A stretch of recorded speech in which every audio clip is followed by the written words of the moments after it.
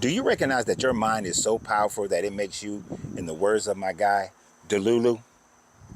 It makes you Delulu because you cannot conceptualize one of the most simplest principles to understand. And many people within religion have difficulty being able to understand this. And that is purely the fact that you claim that regardless of the information to which I have, regardless of the things that I have done, that there has to be some deity that has made it possible for me to have helped people on the side of the road, take care of my friend who had pancreatic cancer, that there had to be some deity involved. Yet, what you will not concede is the fact that you are claiming that it is your deity that made tobacco.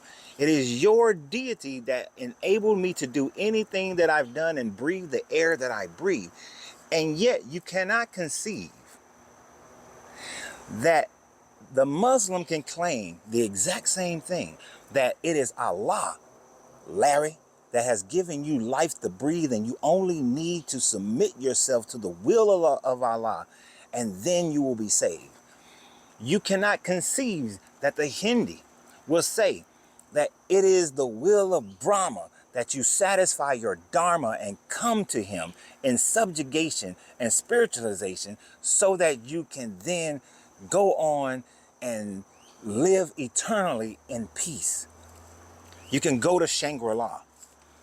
You cannot conceive the fact that everyone who believes in any religion will make the exact same claim that it is their God that has made the tobacco grow so I can, as you say, toke on my cigar. We don't toke on a cigar, by the way, but so I can toke on my cigar. Your God did that? Or was that Allah? Or was that Brahma? Or was that, I know Oshun likes cigars, and I know that Eshu likes cigars as well. Or was that Quetzalcoatl? Or was that Kukulkan? What God actually made the earth and the tobacco and everything so that I can toke on my cigar? You see how any religion can do that? And that's one of those things that helped me to deconstruct from Christianity and not reconstruct, or that's stupid, not become a part of any other religion thereafter, because the realization was the fact that everyone claims that their God is the one that created the universe, that created us.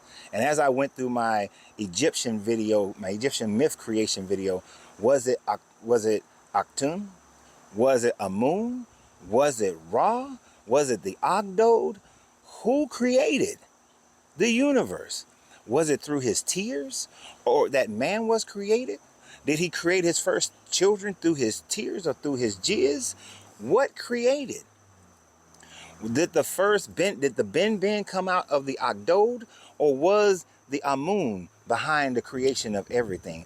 Or the Aktun, elements that came together and came into mental creation? You see, before your God created anything, the Egyptians were already telling their creation stories of how the universe was just a mass of water, chaos without form, void of life.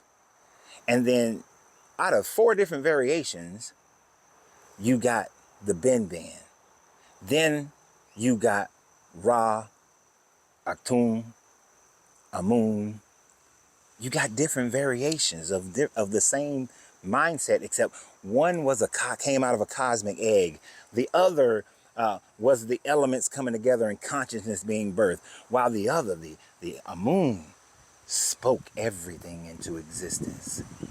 Those were being told long before the Hebrew story was ever being told. As a matter of fact, the Hebrews, who were living as Canaanites in the vassal state of modern day Israel, would have known that their conquerors taught that story. And I haven't even gotten to the Babylonian story, which has many similarities as well. That will be one of the things that I will cover for my members and my subscribers. But every deity can claim this, and that is freeing when you realize that everyone and every deity can claim that. And if everyone and every deity can claim that, then none of them can be right if none of them can be wrong. And the best thing and the most wisest thing that anybody can say concerning creation is that we know as much as we know scientifically. But beyond that, as far as how did man get here? How did the universe start? How did the earth form? How did the stars, the sun, the moon, how did all those things form? We know as much as we know, but there's a point where you have to be wise enough to say, I don't know yet. I simply don't know yet. And it may be one of those things that we will never know in my lifetime, or that we will never know ever, period. It is possible to be able to say that. Say it with me, Larry. I don't know. I'm just believing in my book. And if that's good enough for you, that's good enough. But just say, you don't really know, Larry. Say it with me, Larry. You don't really know. But it's okay, Larry. You believe in your book. As long as you're a moral, upstanding guy, you good with me. So you have a great day. Y'all have a great day. And always remember, you have to free yourself to be yourself, because your greatness is non-negotiable. Good journey, good vibrations.